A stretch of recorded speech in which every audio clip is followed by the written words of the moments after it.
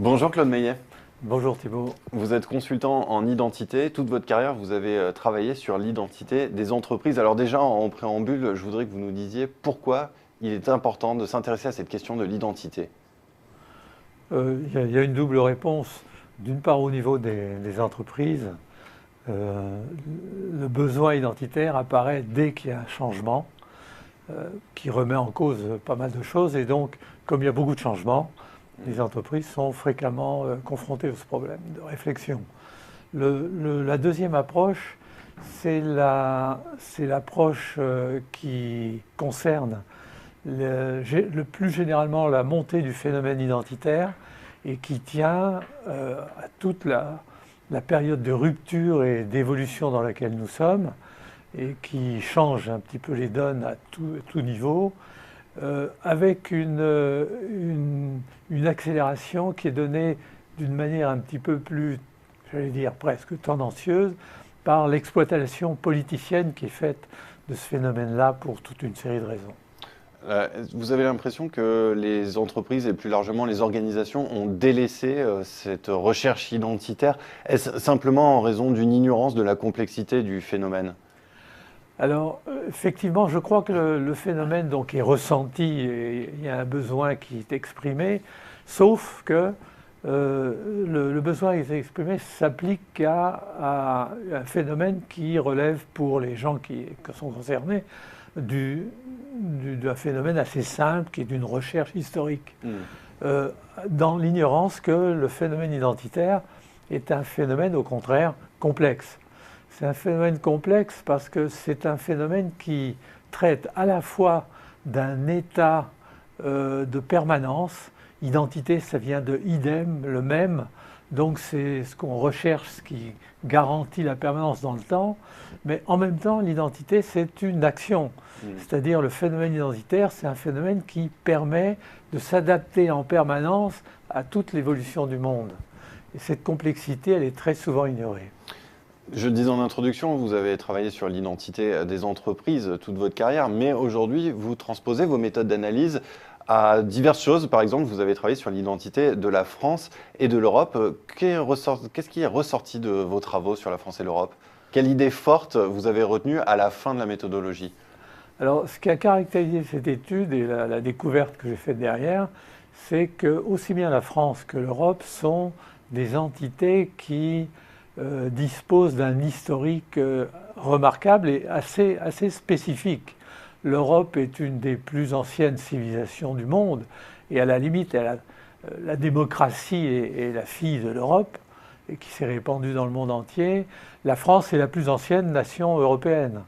Donc, ce qui se passe sur le phénomène, la question identitaire qui se pose en France et en Europe, c'est que toutes deux sont d'une certaine manière à ce que j'appellerais en proustien convaincu la recherche du temps perdu. Alors la réponse qui est donnée à cette question et à cette recherche de temps perdu, elle diffère un petit peu selon qu'on est sur la France ou sur l'Europe. En ce qui concerne la France, il s'agit de retrouver ses racines, de repartir de ses racines et de les transposer dans la modernité, dans le monde actuel. Donc c'est d'actualiser un historique et de le rendre accessible au temps moderne. En ce qui concerne l'Europe, c'est un petit peu différent, c'est de redécouvrir son temps ancien et de se reporter au temps ancien pour montrer que l'Europe a une légitimité totale. Pour mettre en action une étude, ce n'est pas toujours facile. Qu'en est-il de l'étude identitaire? Autrement dit, qu'est-ce que vous faites une fois que vous avez dégagé cette idée forte, par exemple la terre-mère pour l'Europe? Alors, en ce qui concerne la France, j'ai trouvé que le concept identitaire et tout le système qui lui est associé était celui de l'humanisme, appuyé justement sur ce qui est un petit peu mis de côté pour l'instant, mais qui doit revenir, qui est la liberté, l'égalité, la fraternité. En ce qui concerne l'Europe, ce qui a été intéressant de mettre en avant, c'est que en fait, c'est la terre-mère. Et donc l'Europe est à reconsidérer, non pas comme une construction nouvelle qui doit apporter à ses membres toute une série d'ajouts, c'est en partie vrai, mais l'inverse est également vrai, c'est-à-dire que les nations qui composent l'Europe devraient se comporter vis-à-vis de l'Europe comme un retour à la maison et apporter à l'Europe tout ce qu'ils peuvent apporter. Et sur ces difficultés à mettre en musique l'étude identitaire, quels sont ces problèmes rencontrés? Alors, je crois qu'il y a des difficultés de forme, en ce qui me concerne en tout cas, des difficultés de forme et de fond. Sur la forme, la société est prise dans le rythme, une rythmique beaucoup plus rapide et n'a plus l'habitude de se poser des questions de fond. Et apporter une question sur la place publique et essayer d'apporter une réponse à une question de fond, il faut une légitimité que, en ce qui me concerne, je n'ai pas forcément. Et donc je pense que les réponses que j'apporte auraient plus de crédit si elles étaient portées par une marque adoptée.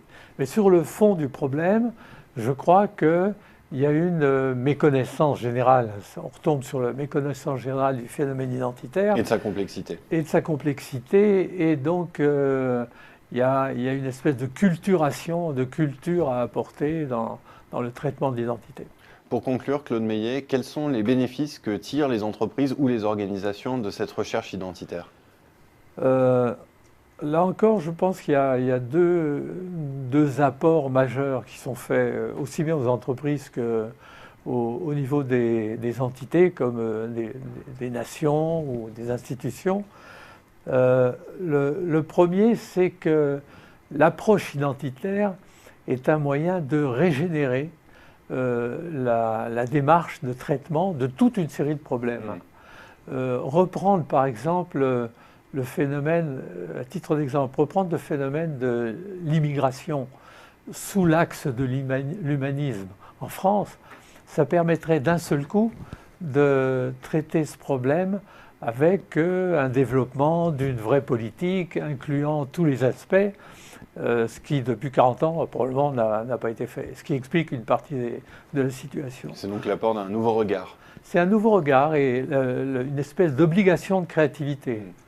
Le deuxième apport aussi, c'est que si la culture identitaire se généralise, ça veut dire que tous les acteurs prennent en compte ce phénomène identitaire, ils ont une espèce de communauté de démarche qui, en interne, va les fédérer et va créer un sentiment d'appartenance accéléré.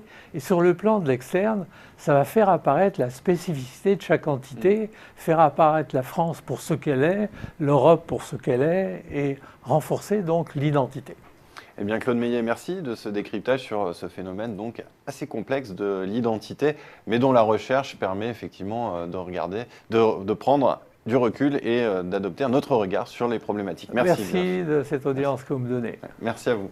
Au revoir.